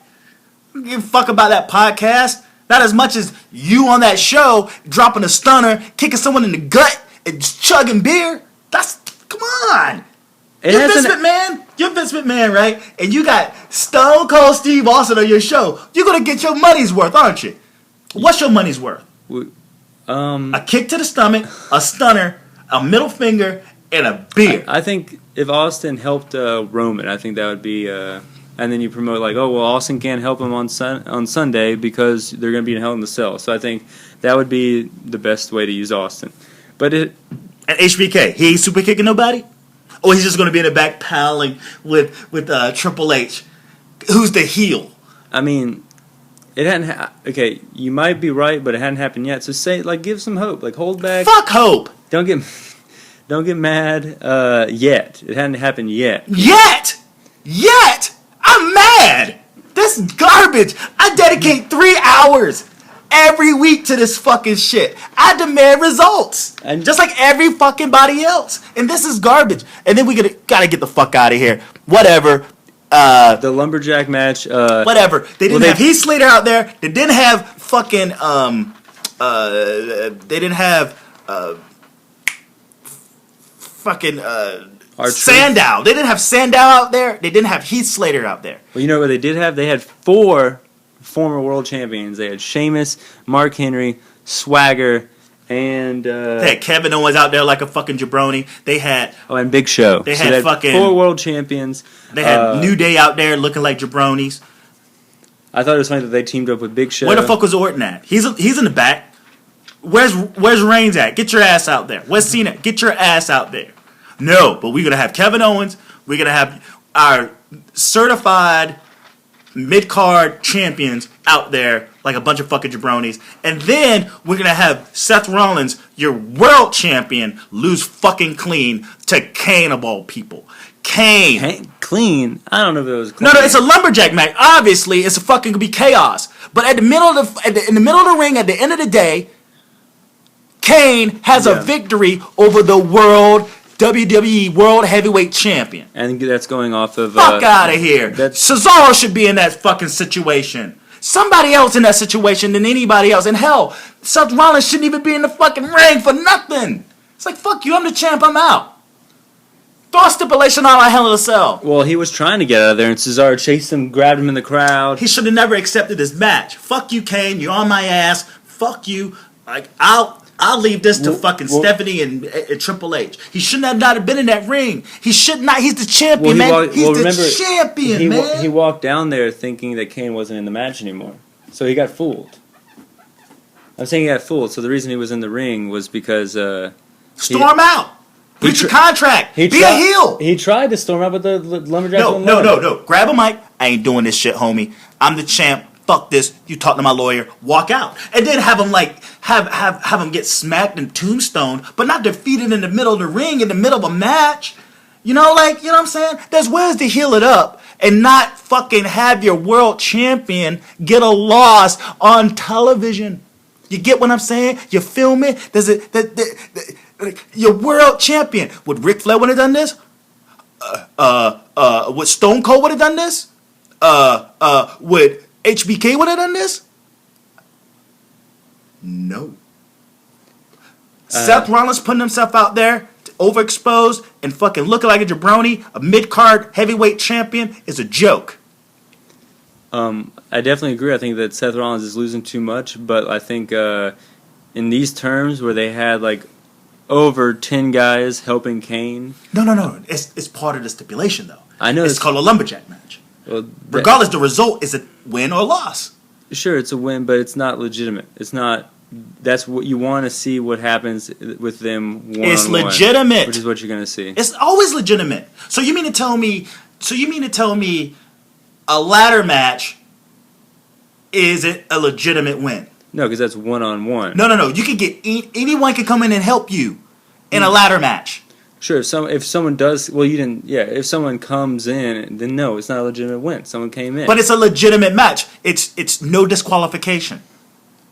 Sure, but all the lumberjacks stormed out and left in the back fighting each other. It was chaos, and then he turned around off the distraction and all that stuff. I can't believe you're justifying this. I don't think it's. I mean, it's shitty to do, but I mean, I think in the circumstances that happened, and it's fine. Like, it's I don't not think fine. It didn't progress anything, but it didn't. I don't think it hurt anything. I think Kane can whip Rollins' ass. I think that's the whole point. Is you want to see this guy lose the title. He's had it for too long. People don't like Rollins. People don't like the whiny, kiss-ass corporate guy. If there was ever a yin and a yang, and like how many episodes? This is episode. Like in the 60s. This is 60. This is episode 60 of the Peter and Jake Talks Wrasslin podcast. And there's a lot of times we don't see eye to eye, and a lot of times where I could come off a little like overwhelming. But man, if there was ever a time where we really split down the middle, no, I didn't like this episode. Either. I didn't like this Raw either. This episode, but you like this whole podcast. You came up with an excuse for every way that these things turned out. No, Roman Reigns, Rusev, and the second Divas match was all putting together. And I think if that didn't happen, if that didn't bring the whole crowd down, and the viewer down, I think that it would be a little bit of a better Raw. But since that happened, since the worst parts of Raw happened to all be right there, I think by the time you got to the main event, you were worn out. You saw shitty wrestling for like an hour. So I think like just the way they put it together, we saw a lack of star power for a reason, and they keep booking shit. You know the bad spot, the worst part about this show was from 8 to fucking 11:15. That was the worst part of this show, and it's mind boggling, and it's sickening. I love doing this podcast. If I swear to God, I swear, this would have been a tipping point for me to tune out if I wasn't doing this podcast. I enjoy doing this. I love talking about it. I love it. I hear you. But you mean to tell me I have to sit and invest not only Raw, but I have to also invest SmackDown. So that's 5 hours a week. looking at this product. Well, I guess I don't watch SmackDown. If I want to watch a secondary show, I try to watch a Superstars or main event to try to watch at least wrestlers that aren't on Raw. But I do. I'm just saying, maybe that wears you out. Maybe No. I enjoy talking about it. I love giving reviews for our listeners. If after a year of checking us out and we're gaining steam, which is awesome. Yeah. I feel an obligation to my listeners to keep strong, keep watching. But God damn it, I'm just saying, if that wasn't the case, if that wasn't the case, let's just say I've been doing this for a year, I get like a half a listener. I would have been like, you know what? This is a waste of my time. I got other shit that I could focus on. It really is. And probably watch, pieces of Raw every once in a while and just like maybe holler at you. We go grab a beer and talk some shit, about it. Yeah. But like, this is another hour and a half I'm investing, and then post-production off to a shitty product. And it's like, it just blows my mind. It really does. This Sunday, and I said this on my recap, is that this Sunday, I'm going to do a 2-part series. I said I would do it in one. I just said I was going to do it, but I came up with a list of 10 ways that the WWE can improve. Now, it's a fart in the wind. But if you want to know my grievances, what and why I'm so unhappy right now, it's the unhappiest Raw I've ever talked about, honestly. And there's been a lot of unhappy ones. Give it what rating? No. Give this, dude, a rating? A negative infinity. Oh, I wrote 7-8, which a negative infinity, people, and I think that's not low enough. Double infinity.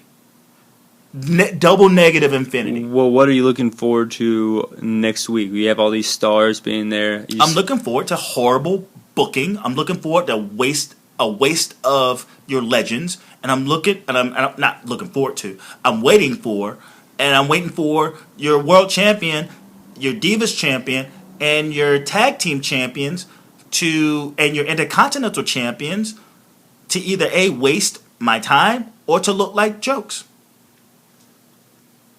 Cesaro is going to lose. Neville is going to lose. They don't even have matches at Hell in a Cell. I don't even know why they wouldn't even show up to the show. There's several stars I want to mention that have had prominent roles on the TV but don't have matches.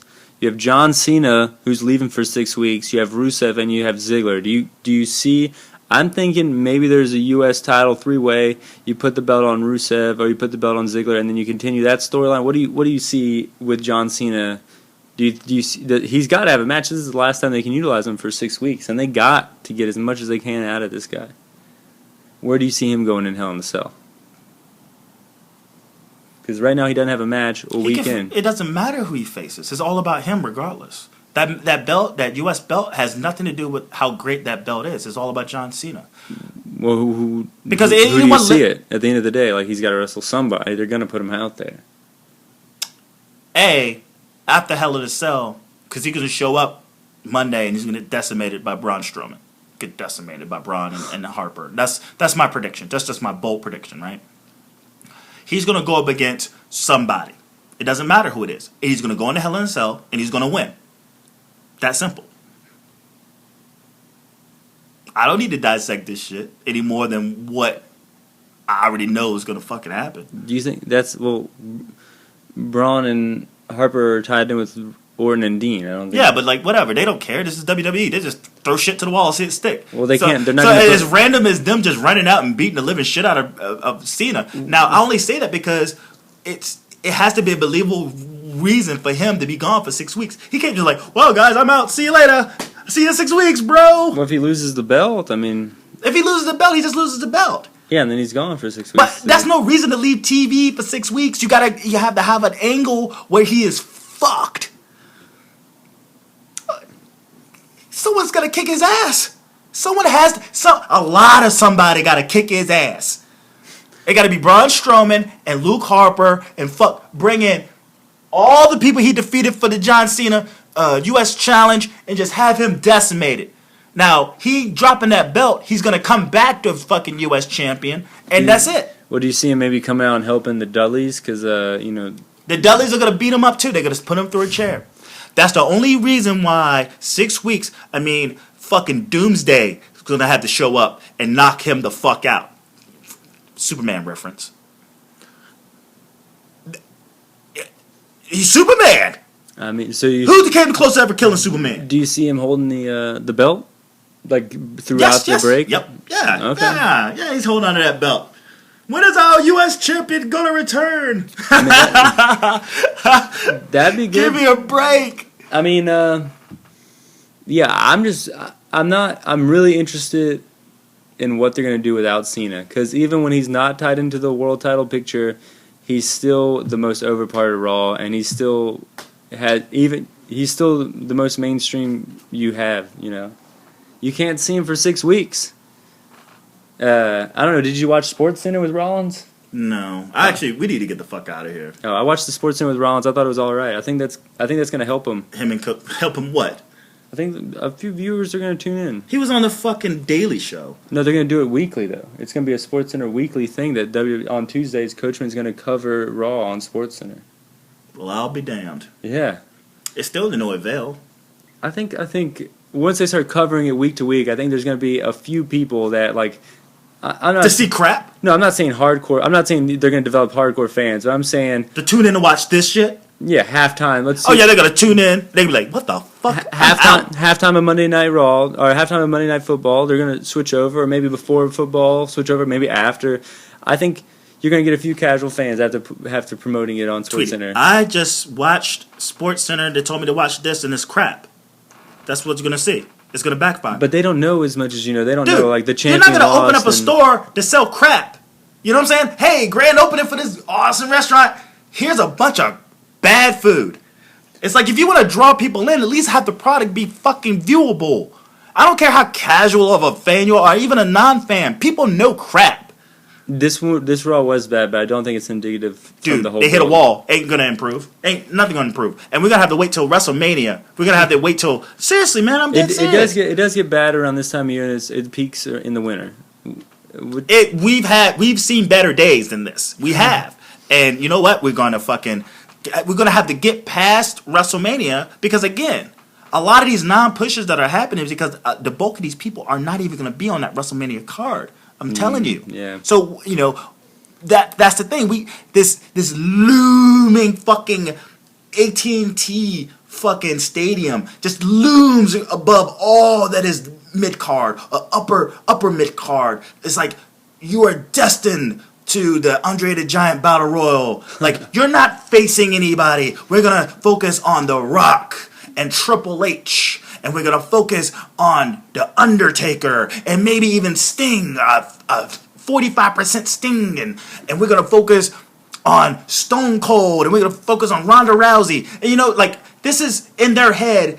If these people will agree to do this, not saying that they're going to be there, they're hoping that these people can agree to write a contract to do this one-off show. And now you look at your roster of just struggling people who just cannot catch a break to save their life because there's no one else other than Cena and that fucking W and that E logo that people that they're drawing the attention to fucking care about. This is not going to get any better. This was the epitome of it. And again, they hit a creative wall of something. And until they do something else, again, drastic changes. I think they have a lot planned for. I really do. I think they have a lot planned for next week's Go Home, and they couldn't ruin it this week. So this week they had to just get through it, and that's what it seemed like. And I think next week with all these stars in the place where where WrestleMania is going to be at, they're going to go all hands on deck. They're going to utilize them horribly. I'm telling you, Jake. They're going to have to do a dumb panel. There's no backstage with nobody. They're going to go in and do that dumb segment, and they're going to walk out. There's no use even bringing them up as like, oh, yeah, they got these guys coming in. There's no use even bringing that up because they're not going to be utilized. We're fuck. Hey, I got all this awesome furniture in a shitty house. We'll see, man. We'll see. I'm so jacked up this entire episode. It seems like I've been screaming at him the entire time, but it's really like a level of frustration, man. It's a frustration. I dedicate too much time to this. And I would like for my product to be the product, not my product, I apologize, it's not mine, but the product that I consume and invest a lot of time in and emotional attachment to it, I expect it to be better. And it's that simple. I expect better. It'd be like dating a girl and she's just a horrible girlfriend. She's gorgeous. She's gorgeous. But she's just shitty. It's like, what do I put up with? Am I with her because she's pretty, or am I with her because I love being around her? I would like to think that I love to be around her as much as she's pretty. Right? Yeah. So I put up with a pretty girlfriend because she's arm candy, and I just get treated like shit, so I'm fucking sad as hell. I know, man. It's like that. That's the WWE. Me and WWE, we're going through some growing pains right now. I'm gonna have to move. She's gonna have to move in with her mother. Oh, dude, I got a girl on the side called ROH. It's helped me get through. I know. But Did you watch the? We gotta get out of here. All right, man. We gotta go. I'm still waiting for the. In terms of ROH, I'm still waiting for the storyline from All Star Extravaganza. Oh, like catch back up or whatever. Yeah, that's all I really care about. Oh, but that Okada Strong match. I'm gonna watch those matches. I'm gonna watch those matches, but I'm not like I want to see the storylines move forward more than just just a bunch of makeshift matches between two. Well, I'm just saying it was the weekend of the SummerSlam, and they did it at the baseball park with Field of Honor. Yeah, with like Coney Island in the background. It was like just for aesthetic purposes. It was just really well shot and done. It's like real bright and looks good. It makes Ring of Honor look great. Yeah, I want to see it. I mean, it amazes me how many wrestling fans are in New York for the one night. It sells out the Barclays Center, and then for the Field of Honor to look as good as it did. Because there was nobody there. It was. It looked like no one was there, but there was at least 500. Yeah, it was like 500, and then they put everyone shot the camera in a way that it looked like it was good. But comparatively speaking, I guess I'm comparing what the GFW shows look like in the baseball stadiums, and they look like they were practicing. You could not tell anyone was there. Well, that's the incompetence of whoever's producing the show and whoever's editing the show to make it look empty. That's true. I mean, but anyways, Roderick Strong versus Okada, great fucking match. Who knew those guys would make a good match, But it was there and it's awesome. Well, they both hit really hard. Yeah, it's fucking cool. Well, we're gonna get the fuck out of here. What is it? Yeah, we definitely run over more, and you just heard me yapping and complaining and bitching and moaning. So, yeah. Talk to me on Twitter at JG Pro Wrestling. Listen to me, SoundCloud.com/JG Pro Wrestling. Fast in the World podcast comes up every Thursday morning. We review NXT. I'm on this show, and I'm also on Outside Interference with the Legal Man, Mark Charles, delivering the news every Thursday night. George the Animal Steel was on last week, so check that out if you haven't before. He didn't bite off the microphone? I don't know. I didn't actually. He was on before me, so. So you actually. He was my mid-card. He was my curtain jerker. I was the main event. Oh, well. That's right, George. I'm just saying. I mean, I know, right? Beef, heat. I'm just saying. I was thinking. Dude, if I get heat with George Animal Steel, my wrestling, I'm done. That's awesome. That's all you need. He'd gnaw off your fucking nose. Thanks for checking out Peter and Jake talking wrestling, as Gargano would say. Again, Peter's Raw recap. Check that out.